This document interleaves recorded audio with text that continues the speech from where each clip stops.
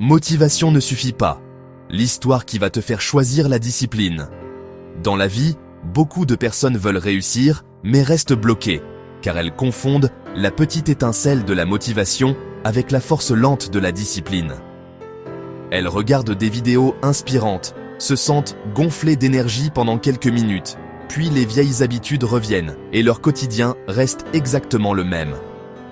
Si tu t'es déjà reconnu dans ce cycle, reste avec moi, car l'histoire que tu vas entendre peut changer ta manière de voir tes efforts. Dans une petite ville, vivait un garçon nommé Ethan. Il rêvait de mieux travailler à l'école, d'aider sa famille et de devenir un adulte dont il serait vraiment fier. Le soir, il regardait des vidéos de développement personnel, notait des phrases motivantes et se promettait qu'à partir de demain, il se lèverait tôt, étudierait longtemps et ferait du sport. Rien qu'en l'imaginant, il se sentait plus fort. Mais après quelques jours, la fatigue, la paresse et les excuses reprenèrent le dessus, et il finissait encore une fois par tout repousser. À force de commencer puis d'abandonner, Ethan se disait peut-être que le problème venait de lui, qu'il n'était pas fait pour réussir comme les autres. Un matin, sur le chemin du lycée, il croisa son ami Ben, ce garçon discret, qui semblait toujours avancer avec des notes qui montaient, et une énergie calme.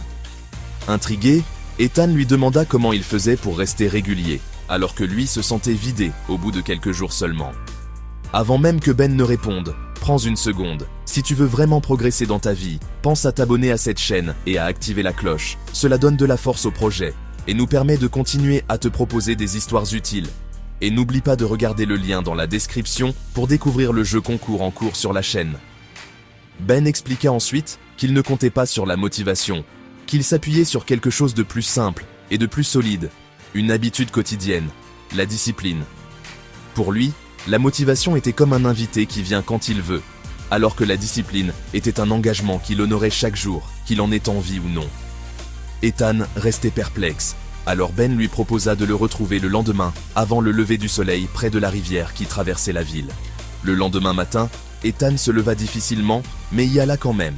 Au bord de l'eau, un vieux pêcheur lançait déjà son filet, silencieux et concentré.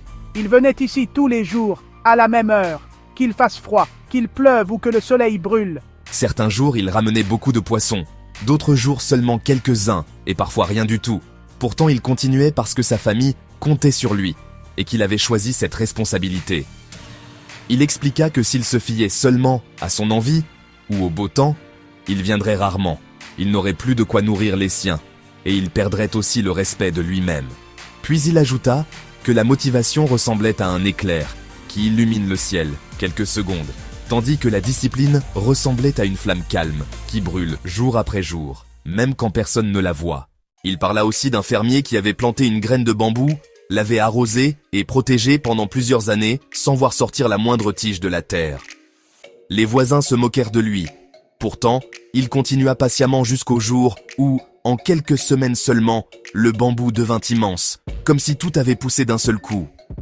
En réalité, pendant tout ce temps invisible, la plante construisait ses racines sous la terre. Elle préparait une base assez solide pour pouvoir grandir sans se briser. Exactement comme nous, quand nous répétons nos efforts sans résultat immédiat. En entendant cela, Ethan comprit qu'il avait toujours attendu une émotion forte pour agir, qu'il confondait le frisson de la motivation avec le travail discret et répétitif de la discipline quotidienne. Ce jour-là, il décida de se fixer quelques actions simples, un peu d'études chaque jour, quelques minutes d'exercice et un moment sans téléphone pour se concentrer vraiment. Il accepta l'idée que certains jours seraient imparfaits, qu'il serait fatigué, mais il s'engagea à ne plus abandonner ses petites habitudes, même lorsque l'envie disparaîtrait. Avec le temps, les semaines devinrent des mois, les mois devinrent des années, et sans miracle spectaculaire, la vie d'Ethan changea, ses résultats montèrent, sa confiance aussi, et les autres commencèrent à lui demander son secret. Il répondait que la motivation était utile pour démarrer, mais que c'était la discipline qui construisait vraiment une nouvelle vie, pas à pas, loin du regard des autres. Souviens-toi de cela, tu n'as pas besoin d'un énorme changement du jour au lendemain. Tu as besoin de petites actions régulières gardées avec patience, jour après jour.